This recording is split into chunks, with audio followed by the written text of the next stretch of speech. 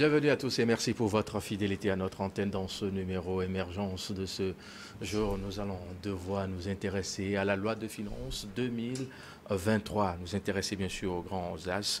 Ça a été adopté le jeudi tard dans la nuit, le 22 décembre bien sûr 2022, dernier en la présence bien sûr de Madame la Présidente de l'Assemblée nationale Tchegan Yawa Digbodi, en présence bien sûr des représentants du gouvernement, en la personne de Sani Yaya, ministre de l'économie et des finances, et Christian Eninam Trimois, ministre des droits de l'homme, de la formation à la citoyenneté et des relations avec les institutions de la République, porte-parole du gouvernement. Ce budget de l'État exercice 2023 s'établit en recettes et dépenses à 1957 milliards 9 millions de nos francs CFA contre 1875 milliards 800 millions de francs CFA dans la loi de finances rectificative de 2022, soit une hausse de 4,4%. Cette politique budgétaire a été élaborée dans un contexte international caractérisé par la poursuite de la guerre en Ukraine et des effets de la crise sanitaire, ainsi que des fortes tensions inflationnistes. Pour mieux creuser le sujet, j'ai en plateau l'honorable Semodi Maussi Djossou. Il est le président de la Commission des finances et du développement économique à l'Assemblée nationale du Togo. Honorable, bonjour et merci d'être là. Bonjour. Merci à vous également. Ça n'a pas été facile, hein, l'adoption bien sûr de ce budget, exercice 2023. Vous êtes séparés un peu tard dans la nuit du jeudi 22 décembre dernier. Comment ça s'est passé dans tout ça, l'ambiance en soi? Non, l'ambiance était très détendue. Hein. Nous avons travaillé en bonne intelligence avec les représentants du gouvernement. Bien évidemment, c'est une plénière que nous avons bien préparée en commission. Donc, nous avons fait ce qu'on devait faire. Qu'est-ce que ça fait quand on est président de cette commission, de ce genre de commission, finance, c'est-à-dire tout vous revient, les recettes, les dépenses, il faut les élaborer avec les départements ministériels, tout fouiller, mettre à l'ordre pour se faire accepter par les homologues, enfin les honorables, les autres, à l'Assemblée nationale. Comment on se sent dans ce rôle-là? Il faut reconnaître que c'est un travail très, très intense, oui, laborieux, mais avec la bonne volonté des uns et des autres, nous arrivons à nous en sortir. Parfait. Les grandes lignes définies dans le budget de cette année 2023, d'une façon générale. Bien. Quand on parle de budget de l'État, c'est l'ensemble des ressources et des charges de l'État. Donc, pour parler des grandes lignes, il faut parler un peu des grandes lignes des ressources et des grandes lignes des charges. En ce qui concerne les ressources, il faut dire que l'objectif que ça signe le gouvernement, c'est de faire en sorte qu'il y ait de plus en plus de ressources mobilisées pour faire face aux charges. Donc, pour faire cela, au titre de l'année 2023, il est prévu essentiellement le renforcement des administrations, notamment l'OTR et la nouvelle administration qui vient d'être mise en place, c'est-à-dire l'unité de politique fiscale. De renforcer ces administrations pour pouvoir avoir le meilleur rendement en matière de collecte de recettes et de ressources. Donc, renforcer les administrations, ajuster les mesures fiscales pour qu'elles correspondent aux objectifs que le gouvernement se fixe, c'est-à-dire qu'on puisse collecter beaucoup de ressources sans mettre en péril le contribuable, c'est-à-dire les entreprises et la population. Ensuite, il faut prendre des dispositions. Ça, c'est pour les mesures fiscales, c'est pour les ressources internes. Oui. Mais il faut prendre également des dispositions pour pouvoir mobiliser les ressources externes, à savoir les emprunts, les appuis budgétaires, les obligations sur le marché financier, etc. Donc, voilà un peu en ce qui concerne les ressources. Pour les charges, les grandes lignes, c'est essentiellement aussi la mise en œuvre des programmes et projets de la feuille de route gouvernementale. Donc, c'est ça que consacre le budget 2023. Alors, quand on parle de programmes et projets, pour un profane qui ne s'y connaît pas en matière de budget, c'est quoi concrètement? Bon, il faut d'abord que je précise que actuellement, nous sommes en budget sous forme de programme. Donc, avant, nous avions un budget moyen. Un programme, c'est un certain nombre d'activités qui sont prévues pour atteindre un objectif précis que le gouvernement s'est fixé. Et donc, c'est le principe de la gestion axée sur les résultats. Donc, les programmes, les crédits budgétaires sont maintenant répartis sous forme de programmes. Pour chaque ministère et institution, il y a un certain nombre de programmes qui sont fixés et qui visent à atteindre des objectifs précis. Donc, les programmes et projets qui sont dans le budget 2023 sont des programmes et projets qui relèvent de la feuille de route gouvernementale. Parfait. Selon les chiffres publiés, Monsieur le Président de la Commission des Finances et des Développements économiques, l'on note une augmentation de 4,4% comparativement au budget de l'année écoulée. Je veux parler de l'année 2022. Quels sont les mobiles qui ont joué, bien sûr, à cette augmentation, qui ont milité en cette faveur-là, d'augmentation de 4,4%? Bon, l'accroissement du budget d'année en année est une dynamique qui est imprimée à l'action publique depuis plusieurs années. Parce que, par principe, les besoins de la population ou de la nation sont énormes face aux ressources limitées. Ce qui fait que c'est progressivement qu'on intègre les besoins, d'année en année qu'on intègre les besoins. Donc, par principe, il faut que le gouvernement prenne des dispositions pour que le budget s'accroisse d'année en année. Et vous savez que la collecte des ressources est basée sur la création de richesses, donc la croissance économique. Donc, depuis plusieurs années, les réformes que le gouvernement a conduites sont à la base de la croissance économique et donc visent également à accroître le budget. Cette année 2023, on a un accroissement de 4,4%, qui est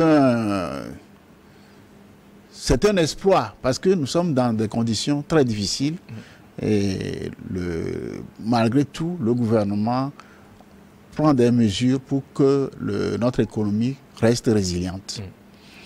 Donc, le principe de la croissance du budget est un principe qui est inscrit depuis plusieurs années dans la dynamique de l'action publique. Parfait. 49,3% du budget de cette année 2023 est consacré au social. C'est bien ça? Oui. Pourquoi? Bon, la raison est simple.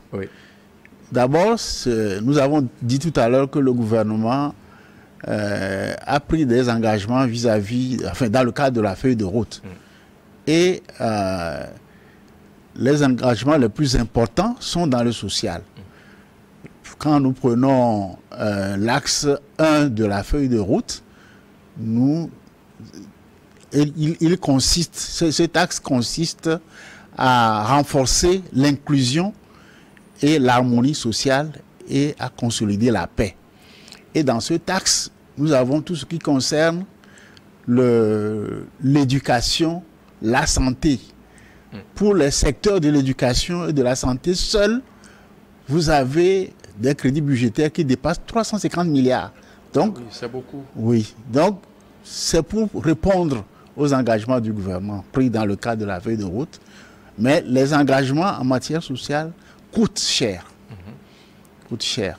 Donc, j'ai parlé de l'éducation et de la santé, oui. Mais il faut ajouter l'accès à l'eau, il faut ajouter la promotion de l'emploi, il faut ajouter la protection sociale et surtout, il faut ajouter toutes les mesures qui sont prises pour lutter contre la vie chère. Et ça fait des montants élevés. Donc, ce n'est pas quand même l'argent comptant qu'il faut distribuer aux uns aux autres, non? Ah non, non, non. Nous avons dit que c'est des programmes et projets qui sont financés. Mais il y a des mesures qui permettent nous allons en arriver là, j'espère, qui permettent de lutter contre la vie chère et qui doivent être destinées aux populations les plus vulnérables. Donc, la raison essentielle pour que le 49% du budget soit consacré au social, c'est que ça dépend des engagements que le gouvernement a pris. Justement, parlant de cette vie chère, face à cette vie chère, quelles sont les mesures spécifiques et en vue au profit des populations? Quand on en parle très souvent, pour ceux qui sont dans la capitale ou bien dans certaines villes principales, ne sentent pas vraiment quelque chose. Mais pour les populations à la base, quelles sont ces mesures spécifiques pour pouvoir les permettre de se sentir plus ou moins à l'aise? Pour lutter contre la vie chère, l'année passée, le chef de l'État a pris un certain nombre de mesures. Bien avant les mesures d'octobre ou de septembre, il y a déjà eu des mesures en avril pour essayer de plafonner un peu les prix des produits de première nécessité. Ensuite, il y a une dizaine de mesures qui ont été édictées par le chef de l'État et qui avaient pour objet de renforcer le pouvoir d'achat des populations, surtout les plus vulnérables. Alors, pour l'exercice 2023, la plupart de ces mesures sont reconduites. Donc, il y aura des subventions aux produits pétroliers qui vont se poursuivre. Il y aura des subventions au gaz naturel, enfin au gaz domestique qui vont se poursuivre. Il y a en plus, au titre de 2023, l'exonération de la TVA sur les repas dans les cantines scolaires, universitaires ou d'entreprise. Donc, peut-être qu'en le disant comme ça, il faut expliquer un peu. Il faut expliquer, oui. Parce que les repas qui sont vendus aux élèves ou aux étudiants ou dans les cantines des entreprises sont des repas qui sont servis par des entreprises, on va le dire comme ça. Et les prestations faites pour servir ces repas doivent être frappées de la TVA.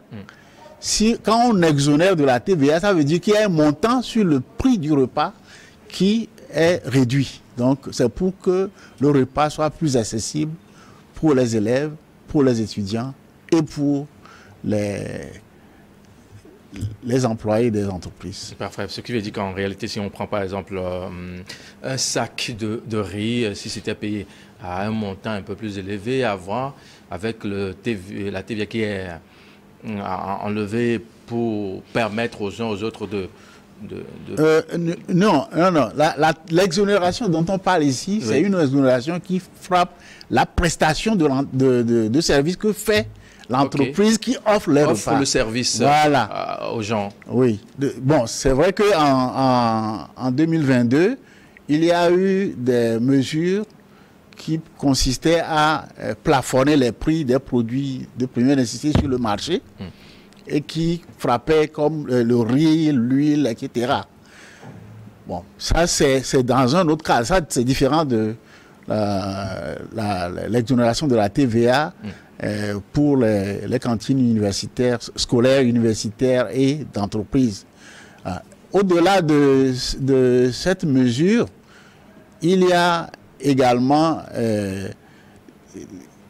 un réaménagement du barème de l'IRPP pour améliorer le pouvoir d'achat des salariés. Ok. Alors, en plus, aujourd'hui, on appelle la suspension de la TVM est poursuivie en 2023. C'est-à-dire, il y a les véhicules de transport de marchandises et de transport de personnes qui sont maintenant, bon, on ne va pas dire exonérés parce que c'est une suspension de l'application de cette disposition fiscale sur les véhicules de transport de marchandises et de transport de personnes. Et pour que le coût du transport des personnes et le coût du transport des marchandises puissent être plafonnés. Donc voilà un certain nombre de mesures qui ont été prises en faveur des populations et qui permettent toujours de sauvegarder le pouvoir d'achat. Parfait. On va s'intéresser aux entreprises. Que prévoit justement la loi de finances 2023 à l'endroit des entreprises? On a vu la CCI Togo qui a eu à faire des sensibilisations, rencontrer certains employeurs de différentes sociétés, les informer sur ce que contient réellement cette loi de finances 2023. Bon, essentiellement également, c'est des mesures fiscales en faveur des entreprises. La première chose qui est une nouveauté, c'est qu'il y a eu une réduction de 60% de la patente que payent les revendeurs de tissus pagne. Okay. Donc, c'est pour que les revendeurs de tissus pagne, pour que leurs produits soient plus compétitifs, pour qu'ils puissent avoir plus de revenus. Okay. Ça, c'est la première chose. Ensuite, les engins de BTP sont exonérés des droits et taxes de douane. Ok. Pour pouvoir leur permettre d'acquérir plus facilement le matériel et à un coût plus abordable. Au-delà de ça, les véhicules de transport sont également, qui ont un âge moins que 5 ans, importés ou vendus au Togo, sont exonérés des droits de douane, des droits et taxes de douane. Donc, au-delà de ces mesures qui frappent, qui touchent directement le pouvoir d'achat des entreprises, il y a une mesure qui permet, parce que le fisc, l'administration fiscale, prend les mesures pour se mettre à la disposition, au service des entreprises. Et donc, il y a une mesure qui permet d'offrir une garantie en cas de contrôle, par exemple, des entreprises. On garantit leur sécurité juridique, je veux dire. Donc, cette mesure qui a été prise dans la loi de finances 2023 consiste à donner un délai suffisant aux entreprises pour répondre aux contrôleurs de l'administration fiscale et pouvoir se justifier pleinement en ce qui concerne le contrôle fiscal qui leur est imposé. Parfait. Vous avez eu à toucher bien sûr la TVM qui est suspendue pour les véhicules à usage commercial Q des autres. Qu'est-ce qu'il en est concrètement? Effectivement, il faut dire que cette mesure est destinée surtout aux populations les plus vulnérables. Parce que le transport des marchandises et le transport des personnes concerne plus les populations les plus vulnérables. C'est vrai que tout le monde aurait voulu que la suspension concerne les autres véhicules. Mais les autres véhicules sont des véhicules qui appartiennent à des couches beaucoup plus aisées. Et ce qu'il faut noter aussi, c'est que cette ressource qu'on collecte à travers la TVM est destinée à 80% pour l'entretien routier. Donc, si on supprime totalement le paiement, ça veut dire que nous allons avoir un impact sérieux sur l'entretien routier. Or, vous savez aussi que c'est important pour que l'entretien routier soit correctement assuré, de sorte qu'on puisse permettre aux populations d'écouler plus facilement leurs produits. Donc, nous avons eu des discussions effectivement pour voir dans quelle mesure ça pouvait être étendu aux autres couches de la population. Mais nous sommes heurtés au fait que si nous supprimons ça, nous n'avons pas une autre ressource pour remplacer l'entretien routier. Et la loi dit que quand le député veut modifier un article de la loi de finances, si c'est pour réduire une ressource, il faut que le député trouve une ressource compensatoire. Sinon, c'est interdit. Voilà, on a buté sur la loi et finalement, on s'est dit qu'il faut bien réfléchir avant d'aller à ce niveau. Donc, prochainement, peut-être, si on trouve des ressources de remplacement pour l'entretien routier, on pourra éventuellement proposer d'étendre la suspension de la TVM aux autres contribuables.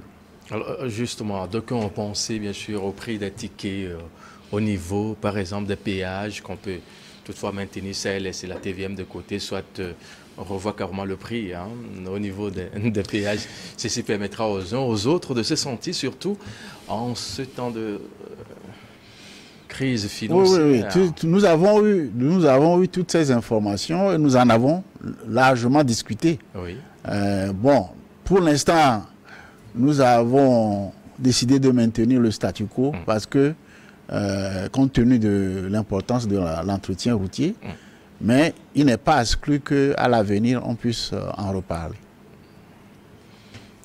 Parfait. Alors, est-ce qu'on peut établir un lien entre l'augmentation du SMIC ou SMAG et la hausse, bien sûr, du budget de cette année 2023? Bon, le lien est implicite. Parce qu'il faut indiquer que dans la fonction publique, il n'y a plus de salaire en deçà de 60 000. Il n'y en a pas.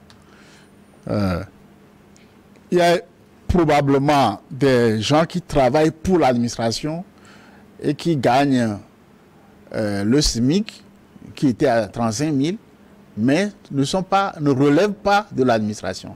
C'est des entreprises qui les recrutent. Okay. Donc, c'est essentiellement destiné au secteur privé. Et vous savez que pour la fixation du SMIC, c'est un collège tripartite qui fixe le SMIC. Il y a le gouvernement, il y a le patronat et il y a les syndicats. Donc, la discussion a eu lieu et le gouvernement a finalement acté cela pour permettre que le secteur privé aussi puisse appliquer des salaires qui sont plus acceptables pour supporter le coût de la vie actuelle. Donc, il y a éventuellement des gens qui sont probablement, c'est certainement un résidu de personnel que probablement des administrations peuvent recruter qui sont du même statut que le secteur privé. Et en ce moment-là, le gouvernement est obligé d'appliquer le SMIC actuel pour ces gens. C'est vrai aussi que les prestations que les entreprises nous font avec leur personnel qui est sous SMIC, ça veut dire qu'à l'avenir, ces prestations seront beaucoup plus élevées en matière de coûts. Donc, c'est pour ça que je dis implicitement, le budget, l'augmentation du budget, on peut dire que c'est implicitement lié à l'augmentation, mais ce n'est pas la raison essentielle. Ce n'est pas la raison essentielle. Non. Une chose est de voter, l'autre est de veiller ou bien de faire cette veille citoyenne, qui est d'ailleurs votre rôle à vous. Comment cela doit être fait pour que chacun se retrouve dans l'exécution, bien sûr, de ce budget, quand on sait que ce n'est pas l'argent comptant qu'on a quelque part, qu'on doit mettre à la disposition des uns et des autres. Il faut mobiliser les ressources et les mettre à votre disposition pour pouvoir exécuter des programmes, des projets par-ci, par-là. Oui, je crois que chacun doit se sentir concerné par cette affaire. Pour ce qui concerne les députés, la loi organique relative aux lois de finances fixe le cadre pour le suivi de l'exécution du budget.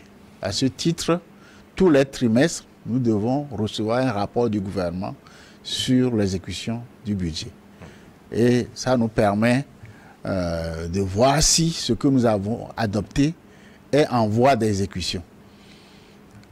L'autre chose, c'est que les prévisions budgétaires sont réalistes. Nous intervenons, puisque avant même la préparation du budget par le gouvernement, nous faisons ce qu'on appelle le débat d'orientation budgétaire pour voir dans quel sillage se trouvera les recettes et les dépenses du budget sur les 3 prochaines années. Donc ça permet d'avoir des prévisions assez réalistes que l'administration fiscale peut réaliser facilement. Donc, et au-delà de ça, nous avons les prérogatives d'interpeller les ministres sur l'exécution de leur budget, de leur envoyer des questions, ce que nous appelons les questions écrites, les questions orales, etc. Okay. Et nous avons aussi les prérogatives de contrôle de l'action du gouvernement à travers le contrôle sur place des administrations. On peut le faire en matière d'exécution du budget aussi. Donc voilà un peu.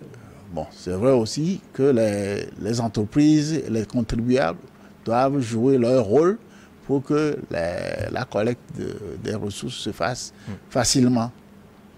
Donc voilà.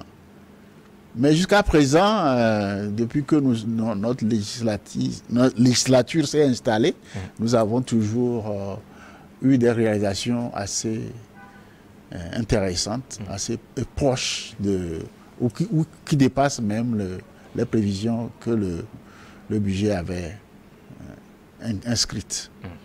Alors, on va dire encore un mot sur l'augmentation du SMIC et SMAG. On sait que c'est déjà acté, l'information est donnée par le ministre en charge du domaine. Je veux parler du ministre Bawara et les autres, le patronat, M. Tamegnon et les syndicats. On sait aujourd'hui que c'est à 52 500 francs CFA au Togo. Et si dans une entreprise privée, cela n'est pas respecté, est-ce qu'il y a un suivi, une sanction qui va suivre? Vous, les députés, au niveau de l'hémicycle, vous avez des voies et moyens pour pouvoir peut-être recadrer ces sociétés-là qui ne veulent pas s'aligner sur ça? Bon, nous contrôlons l'action du gouvernement. Oui. Et le gouvernement a l'obligation de contrôler la mise en œuvre de cette décision qui a été prise de façon collégiale. Oui.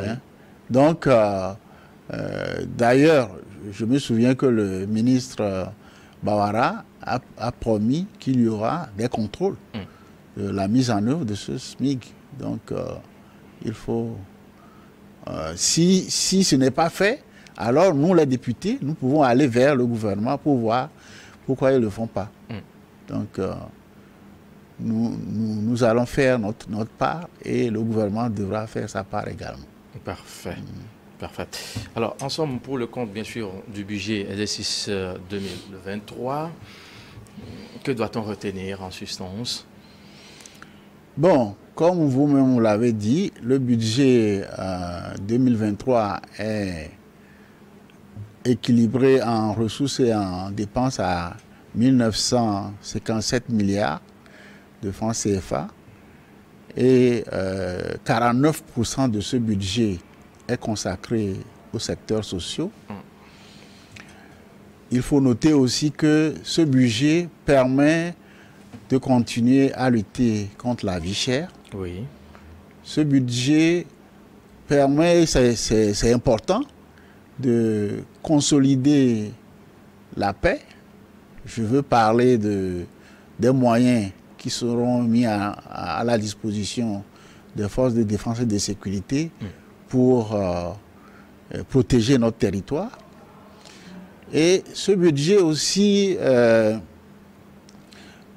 permet de mettre les entreprises et les populations dans des conditions d'épanouissement qui sont beaucoup plus acceptables. Donc, globalement, le budget de 2023 permet au gouvernement de mettre en œuvre sa feuille de route, en tout cas les projets prioritaires de la feuille de route gouvernementale. Parfait. Vous êtes bien sûr l'honorable Semodi Maossi Diossou, président de la Commission des finances et du développement économique à l'Assemblée nationale du Togo. Et vous êtes député élu du Moyen Mono, c'est bien ça? C'est bien ça. Nous sommes bien sûr dans la zone de Toruntado, oui, c'est ça, tout à fait. Comment est-ce que ça va là-bas? On va faire un peu politique pour terminer.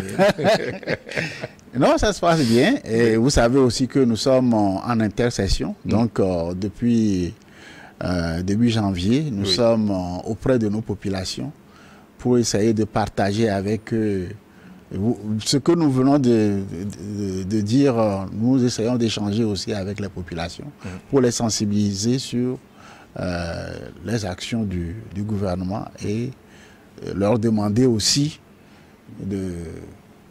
d'adhérer à ces actions, parce que si toute la population n'adhère pas aux politiques publiques, nous aurons des difficultés pour atteindre les objectifs.